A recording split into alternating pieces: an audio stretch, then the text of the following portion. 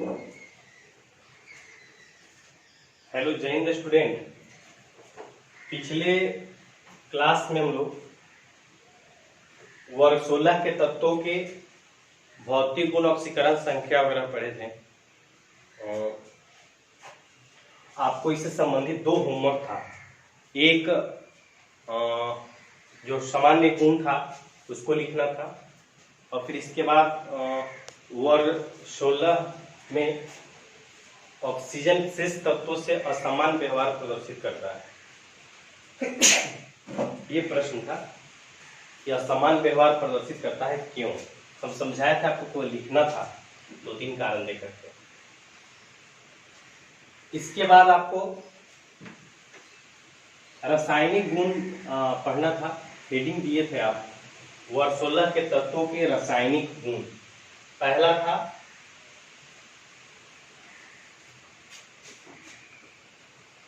Oxygen से अभिक्रिया। Heading दिए थे कि जो वर्ग 16 के तत्व ऑक्सीजन से अभिक्रिया करके क्या बनाता है। डैश देके लिखना है आपको, ऑक्सीजन से अभिक्रिया में।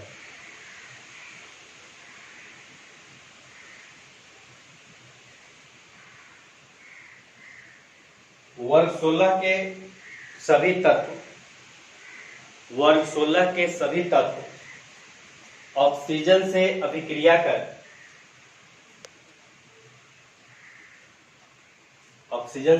कर EO2 तथा EO3 दो प्रकार के ऑक्साइड बनाते हैं। EO2 तथा EO3 दो प्रकार के ऑक्साइड बनाते हैं।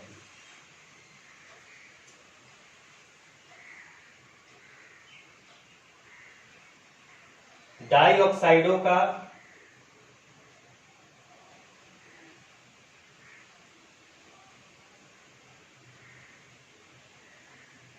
अपचायक गुण, डाइऑक्साइडों का अपचायक गुण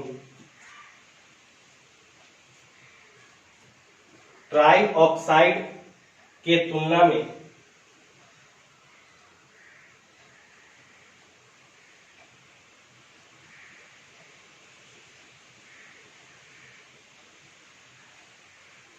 अधिक होता है। साथ ही डाइऑक्साइड का अपचायक गुण वर्ग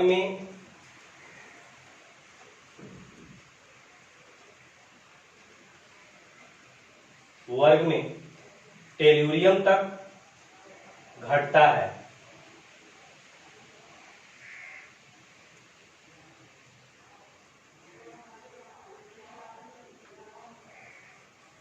एक लाइन और लिखेंगे।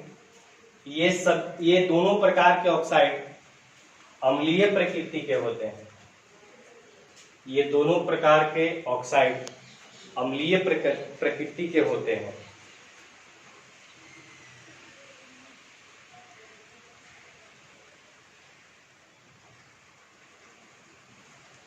एग्जाम्पल देखिएगा। पहला तो ये कहा है कि इस तरह के ऑक्साइड बनाते हैं, जैसे SO2 बनाएगा, सेलेनियम ऑक्साइड बनाता है। मतलब ये है डाइऑक्साइड, इसको बोलते हैं। ट्राइऑक्साइड है। ट्राइऑक्साइड में ऑक्सीजन खुद O3 है और O+O2 ऐसे। ई मतलब कोई एलिमेंट है वर्ग 16 का, और ऑक्सीजन अभिक्रिया करके इस तरह का ऑक्साइड बनाता है। सेलेनियम भी ट्राइऑक्साइड बनाता है, सल्फर बनाता है ट्राइऑक्साइड, etc। ये पहला बात तो ये कहा गया कि ये दो प्रकार के ऑक्साइड बनाते हैं। सल्फर और सेलेनियम जो है वो दो प्रकार के ऑक्साइड बनाते हैं।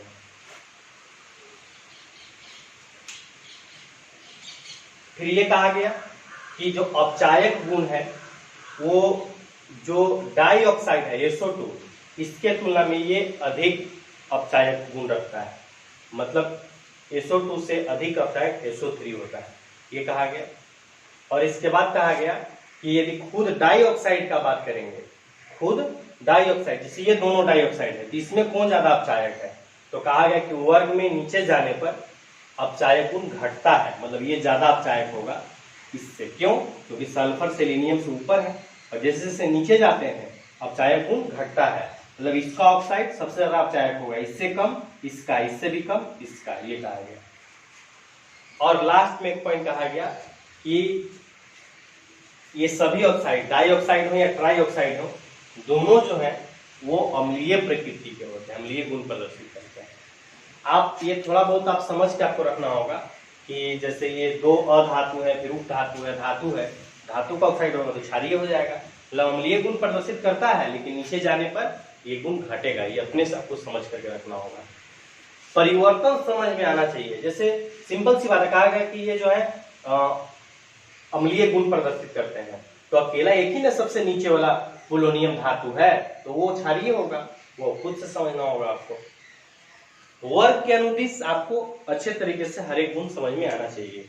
जो गुण नीचे आने पर घटेगा वो सबसे कम होगा। अपचायक गुण नीचे आने पर घट रहा है तो नीचे वाला सबसे कम अपचायक होगा। इतना समझ आपको होनी चाहिए। चलिए, ये पहला था। दूसरा हेडिंग देना है रासायनिक गुण। पहला रासायनिक गुण था ना, दूसरा लिखना है हाइड्रोजन से विक्रिया।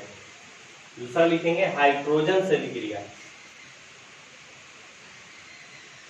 वर्ग 16 के सभी तत्व हाइड्रोजन से अभिक्रिया कर,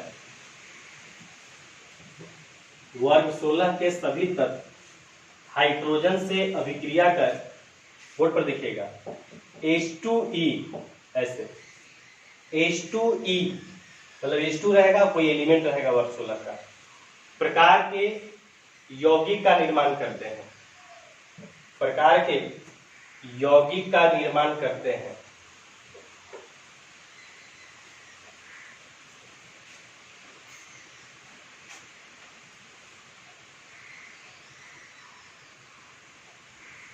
इन हाइड्राइडों का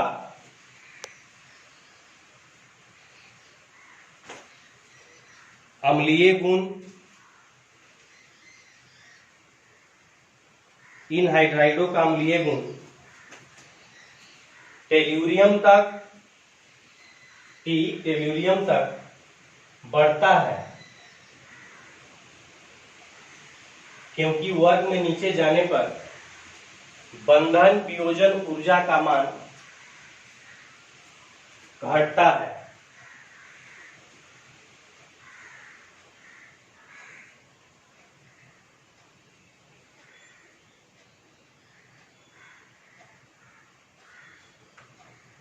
साथ ही ये हाइड्राइड अपचायक गुण वाले होते हैं, अपचायक गुण वाले होते हैं तथा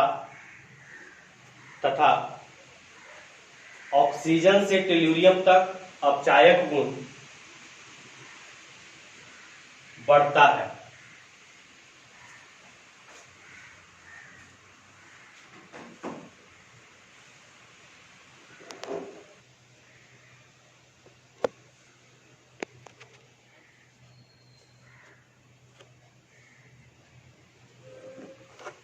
चलिए एग्जाम्पल देखिएगा।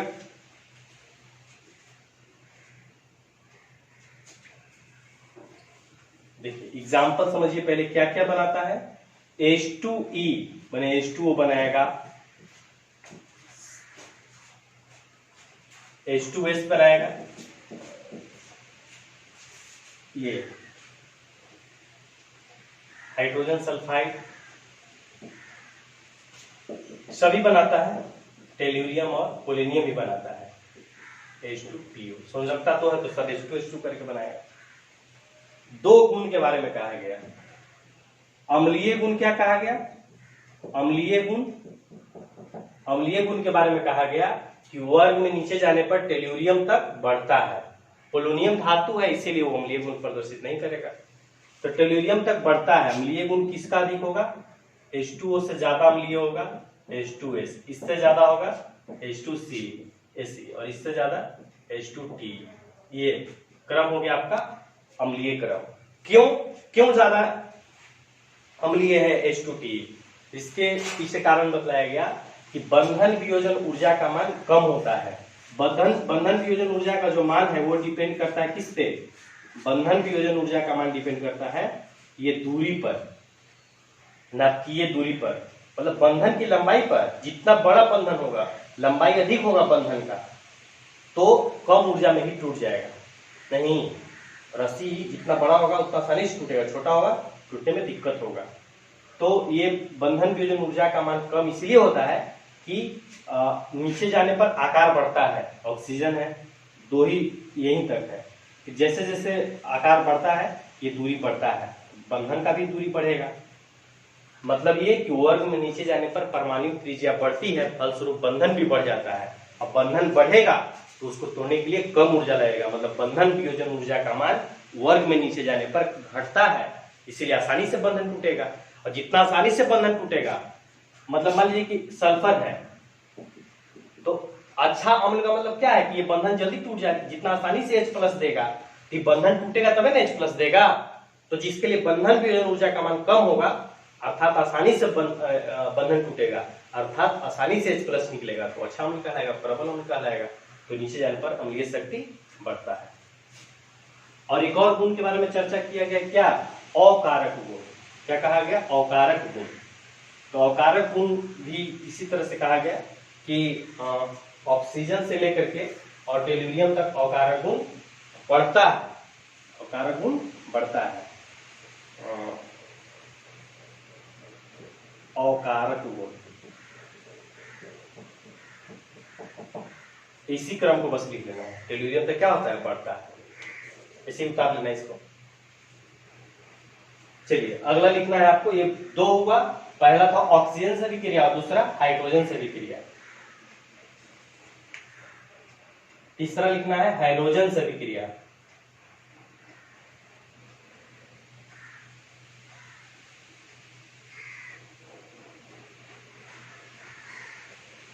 हाइड्रोजन से विक्रिया डैश देख लिखिएगा। वर्ग 16 के तत्व, वर्ग 16 के तत्व हाइड्रोजन, हाइड्रोजन समझते हैं ना, एक्स, एक्स बोले तो फ्लोरीन, क्लोरीन, ब्रोमीन, आयोडीन, यही हाइड्रोजन है। वर्ग 17 को हाइड्रोजन बोलते हैं।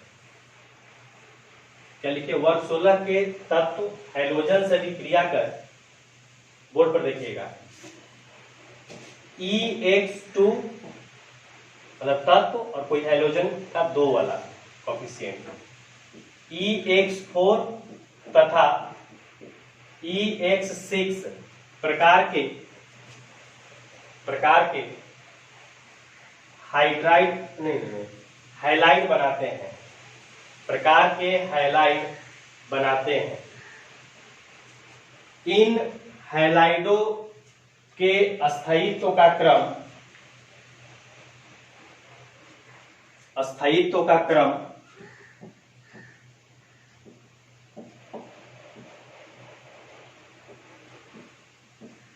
इसको लिखिएगा, क्रम F greater than less than Cl chlorine less than bromine ऐसे, ये पूरा ऑर्डर लिखिए। क्रम होता है, होता है।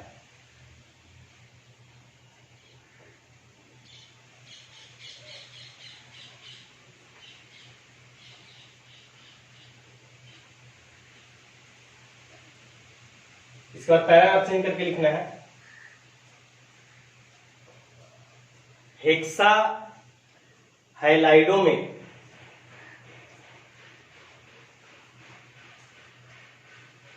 हेक्सा हाइलाइडों में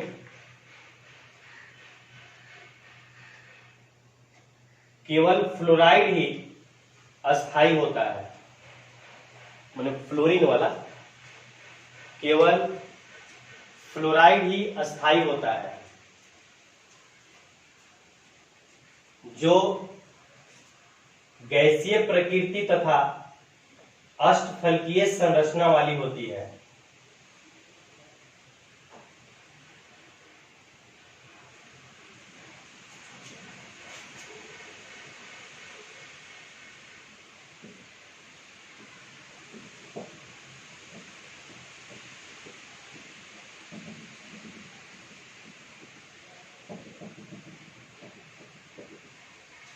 चलिए इसको लिखे, इसको बनाइए तो पहले कि क्या है, क्या पढ़ेंगे, एक और है ऐसे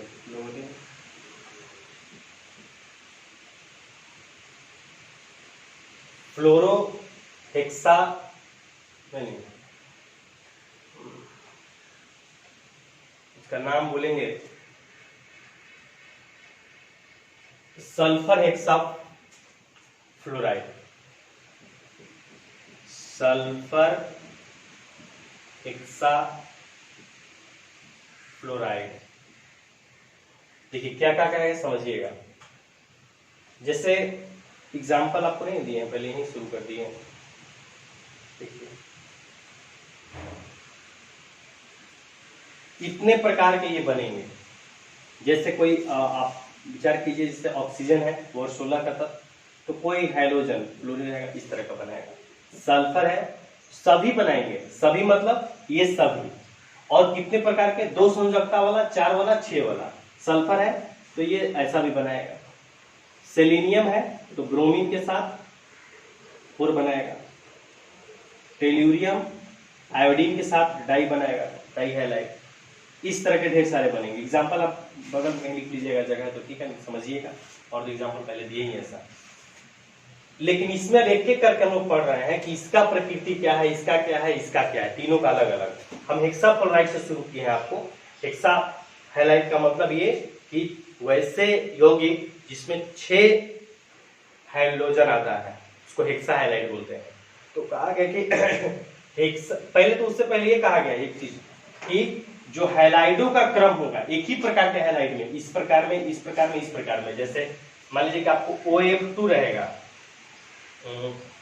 OF2 रहे और एक रहे SF2, तो ये दोनों में कौन ज्यादा स्थायी होगा? तो अगर हेलो, एक मिनट उल्टा लिख दीजिए, OCl2 ऐसा। क्या इसमें परिवर्तित हुआ है? हाइड्रोजन बदल गया है। एक ही प्रकार का ना, डाइयो वाला ना दोनों है, डाई हैलाइड है। तो डाई हैलाइड है, परिवर्तन क्या? अभी भी तत्व सेम है। क्या परिवर्तन हुआ है कि हाइड्रोजन अलग अलग है, फ्लोरीन है और क्लोरीन है। इन दोनों में कौन ज्यादा स्थायी होगा? तो ये स्थायित्व का क्रम ये बताया गया आपको, ये कि फ्लोरीन वाला जो हैलाइड होगा वो सबसे अधिक स्थायी होगा, चाहे किसी प्रकार में हो, डाई में हो, टेट्रा में हो या हेक्सा में हो। फ्लोरीन का हैलाइड सबसे अधिक स्थायी होगा, उसके बाद क्लोरीन का, उसके बाद ब्रोमीन का, उसके बाद आयोडीन का। बात समझ में गए? जब हाइड्रोजन परिवर्तित होगा तब। और यदि डाई ट्राई रहेगा तब ये इस, ये जैसे एक ऐसा है SF2 है और SF4 है, हाइड्रोजन सेम ही है। देखिए क्या परिवर्तन है, तत्व भी सेम है, सल्फर सल्फर, और ये डाई और ये टेट्रा है। फ्लोरीन ही है लेकिन डाई और टेट्रा है, ये अंतर है। तो ये अंतर रहेगा तो किस तरह से हम लोग पढ़ेंगे, उसी को पैराग्राफ चेंज करके लिखवाएं कि हेक्सा हैलाइड में, ये हेक्सा हैलाइड में केवल फ्लोरीन का ही स्थायी होता है, वो भी सल्फर के साथ। हेक्सा हैलाइड में किसका स्थायी है? फ्लोरीन का। और किसके साथ? सल्फर के साथ। मतलब और आप ऐसे नहीं देखिएगा कि Br6 किसी के साथ भी, कोई भी एलिमेंट रहेगा वर्ग 16 का, ये नहीं स्थायी होता है। स्थायी सिर्फ एक ही है, कौन? फ्लोरीन का, जो ये सल्फर हेक्सा फ्लोराइड जो से बना है। इसका ये जो शेप है इसको क्या बोलते हैं? अष्टफलकीय, ऑक्टाहेड्रल। पैराग्राफ करके लिखना है। फिर फिगर बनाने के बाद नीचे वाले फिगर बनाने के जस्ट नीचे लिखना है, टेट्रा हैलाइडों में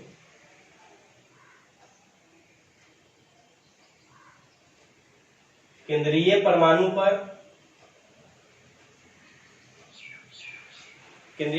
का sp3d प्रसंकरण होता है, जिससे इसकी आकृति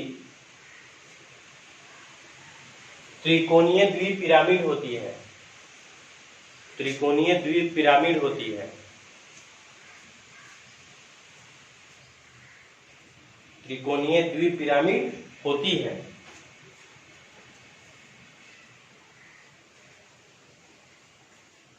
और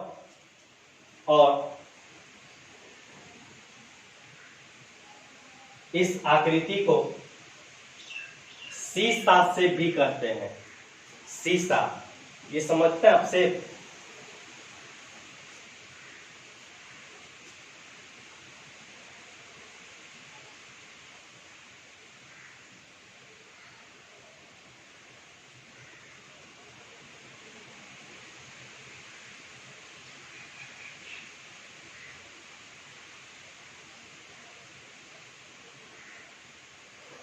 चलिए देखिए,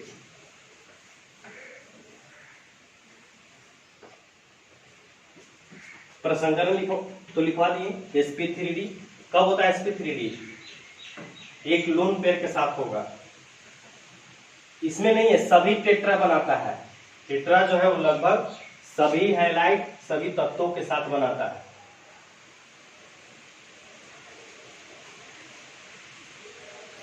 एग्जाम्पल देखिएगा,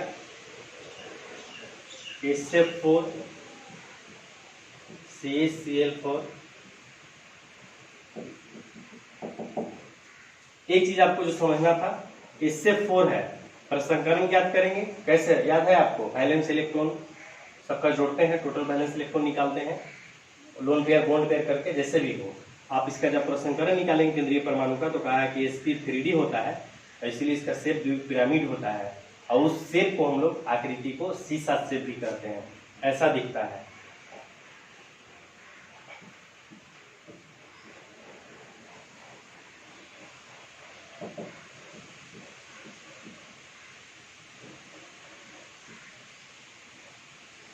C7 शेप क्यों बोलते हैं आप समझिएगा। जैसे झूला ऐसे नहीं लगता है, जिसे दो बच्चा ऐसे बैठता है, समझे? यहाँ पे पैसे निकला हुआ है, ये बच्चा इधर, ये समझ रहे हैं आप, इसी शेप में है ये जो दो ऐसे लगा हुआ है। अब ये वाला यहाँ आएगा, दूसरा ऊपर, ये नीचे, ये ऊपर, ये ऐसा शेप, इसी को C7 शेप बोलते हैं।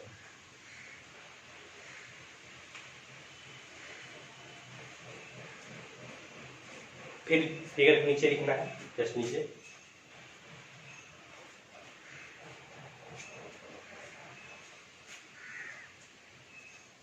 सेलेनियम को छोड़कर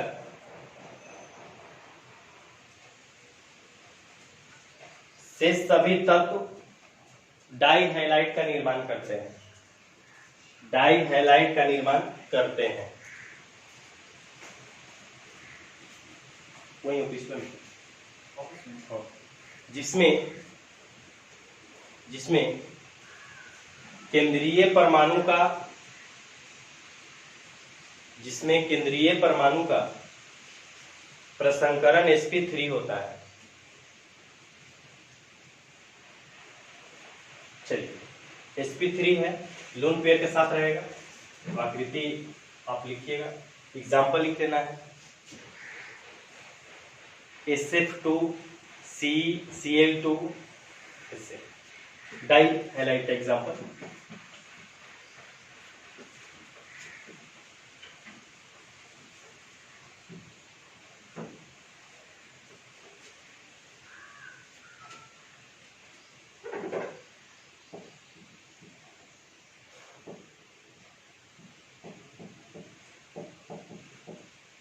सेलेनियम नहीं बनाता है।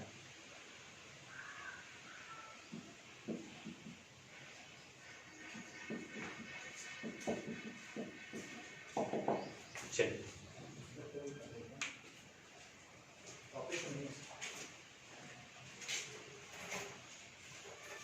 यहाँ है,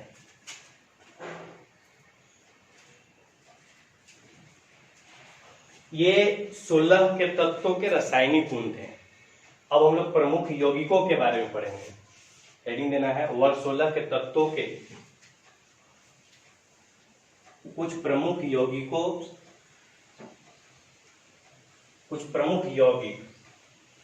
वर्ग 16 के तत्वों के कुछ प्रमुख यौगिक। पहला हेडिंग देना है डाई ऑक्सीजन,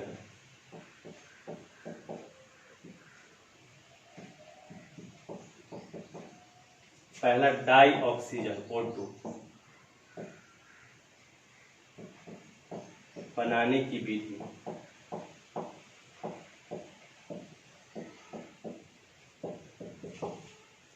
देखिए, वर्ग 15 में पढ़े थे ना प्रमुख यौगिक, पहला नाइट्रोजन का 2-3 यौगिक पढ़े थे, डाई नाइट्रोजन, अमोनिया, नाइट्रिकम, फिर फास्फोरस का पढ़े थे, फॉस्फिन वगैरह, ऑक्सोन, ये सब। उसी तरह से यहाँ पढ़ेंगे ऑक्सीजन, 2 तत्व ऊपर वाला ऑक्सीजन और सल्फर के यौगिक के बारे में।